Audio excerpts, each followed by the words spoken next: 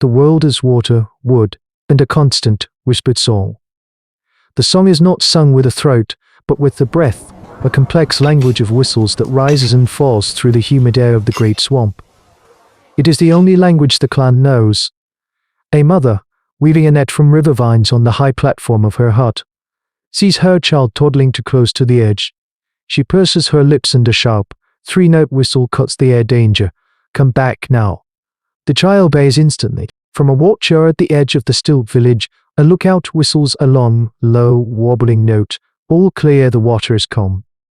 This is the life of the Whistling Clan, a tribe of Homo erectus who have built their entire existence on a series of interconnected platforms, a sky village held aloft on stilts driven deep into the swamp's murky bed. They live in the sky because the water belongs to the serpent. They see it often, the passing shadow of impossible length, a ripple that is not made by the wind. The regular swamp serpents are immense, terrifying creatures, but they are a known quantity. The clan's collective ornithology has mapped the beast's habits. They are creatures of instinct, of hunger, and their patterns are predictable. The whistles track their movements, passing the warning from hut to hut, a web of sound that keeps the clan safe, a shield woven from breath.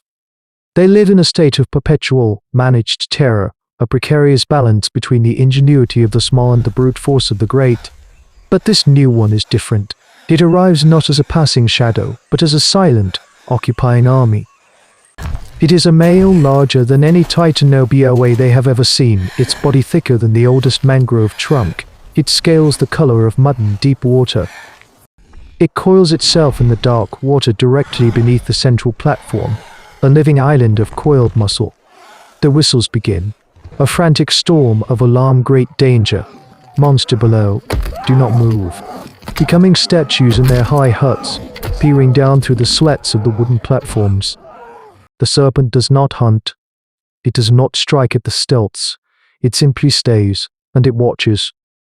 For 2 days it remains, its massive, spade-shaped head resting just above the surface. Its unblinking, lidless eye, a yellow slit in a universe of mud-brown scales. And near, the clan's sharpest lookout, notices a terrifying new behavior. The serpent's head turns, slowly, deliberately, tracking the source of the whistles. Its head swivels east. When a mother whistles to her child in the central huts, its gaze drifts there. It is not reacting to the sound with aggression or fear. It is listening. It is learning. The clan's shield, their beautiful and intricate language, is becoming a map. For the first time, they are faced with a predator that is not just hunting their bodies. It is studying their minds. On the 3rd day, the great serpent uncoils and glides away into the murky labyrinth of the swamp, leaving behind a silence more profound and terrifying than any of its hisses. The serpent's departure does not bring relief. It leaves behind a poison that is worse than any venom, a thinking silence. The clan's leader, an old, weather-beaten man named Koru, makes a decision that is both necessary and soul-crushing. He whistles a short, final command. No more song, and the vibrant, living soundscape of their culture vanishes. To whistle is now to invite a thinking death, to place a mark on your own hut for the monster that is listening from the deeps. The silence is a physical weight, a suffocating blanket that smothers their community. Mothers must now grab their children, their hands silencing a cry that could be a death sentence. Hunters must communicate with crude hand gestures, their elegant, long-distance language of the breath replaced by a clumsy, limited pantomime. The fear is constant. Every creak of the wood, every splash in the water below, is now a source of heart-stopping terror. They are a community of deaf mutes, trapped in their sky village, living on a dwindling supply of smoked fish and dried fruit. The swamp, once their provider, has become an impassable barrier, its murky water hiding a new kind of monster, one that has turned their greatest strength into their most profound weakness. They are being besieged not by a mindless beast, but by a cunning intelligence that has outthought them. This is no longer a simple contest of survival against the local megafauna, it is a war of minds. Naya, the young lookout, feels the silence as a personal failure. Her skill, the ability to throw her whistle with the precision of a spear, is now useless. She watches the clan's morale crumble, sees the hunched shoulders, the darting, terrified eyes. Hiding is not a strategy, it is a slow death. They will starve, or go mad from the silence. A new idea, a thought so radical it borders on blasphemy, begins to form in her mind. But what if avoidance is no longer enough? What if the only way to survive the god is to kill it? She waits until the moon is a thin sliver in the sky, and then she approaches Koru in the central hut. The other clan elders are there, their faces grim in the low light of a single tallow lamp.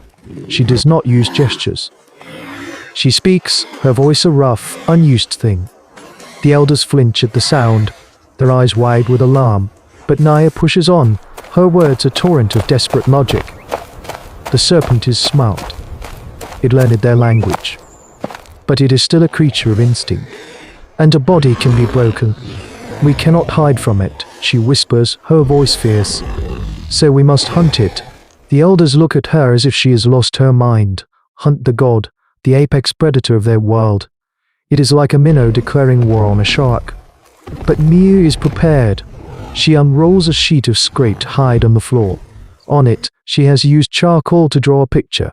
A piece of primitive technology used not for ritual, but for tactical planning. It is a drawing of their village.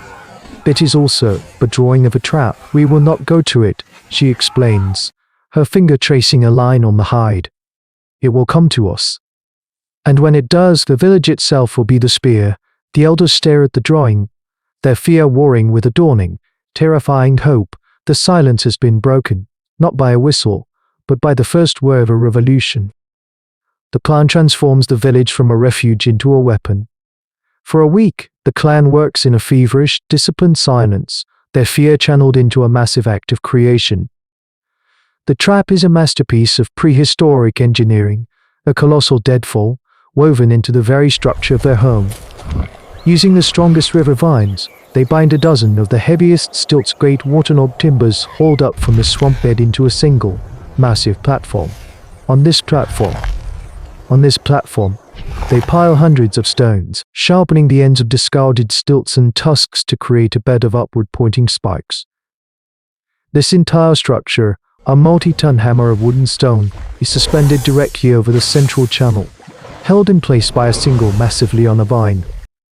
This is their osteodontocratic technology taken to a gargantuan scale. The trigger mechanism is terrifyingly simple. One hunter, armed with a sharpened flint axe, will be stationed on the main crossbeam, ready to sever the vine. Naya herself will be the bait. She knows the serpent's intelligence is their greatest asset.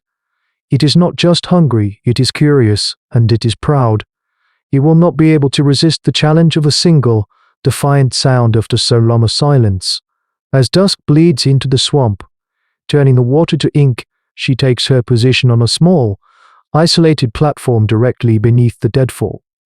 The rest of the clan is hidden, their bodies pressed flat in the farthest huts, their hearts a frantic drumbeat in the oppressive quiet. Naya takes a deep breath. She closes her eyes and purses her lips. The whistle that emerges is not a warning, not a call, but a song.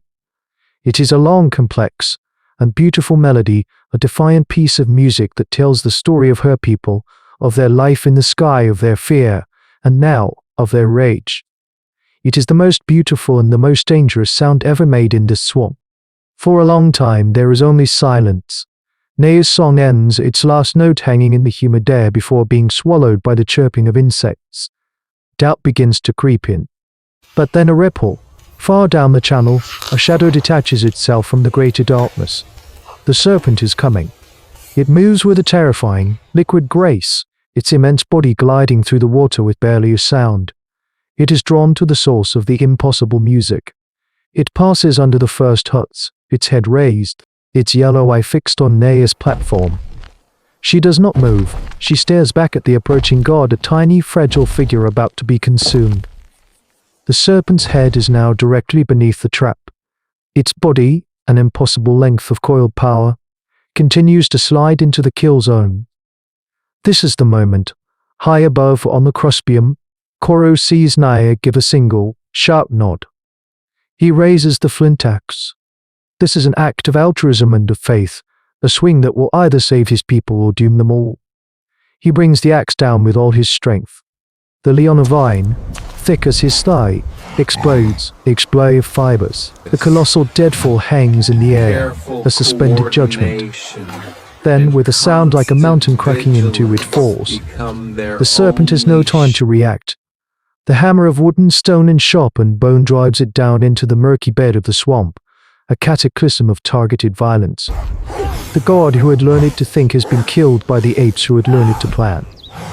The death of the great serpent did not bring peace, but a new and more complex reality.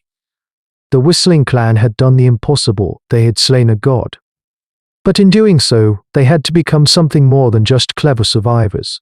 They had become killers of the highest order, tacticians and engineers of death. The Great Trap, a monument to their collective will, was a turning point in human evolution. It was the first time our ancestors had reshaped their entire environment for the specific purpose of waging war on a creature, vastly more powerful than themselves. This was not a hunt, it was a calculated act of extermination, a declaration that the thinking mind, when unified and focused, could overcome any amount of brute strength. But it was different now, carrying new melodies of loss, of grim victory, and of the terrible price of becoming the Apex-Predator. Their beautiful song had become a weapon, and their home had become a killing ground, and that is a transformation from which no species can ever truly go back. Listen to the silence between the sounds, and you will hear the echo of their choice. But the greatest monsters do not always have scales, and a new story is drifting on the wind. A story of a clan that discovers the most dangerous predator of all is the one that looks just like them.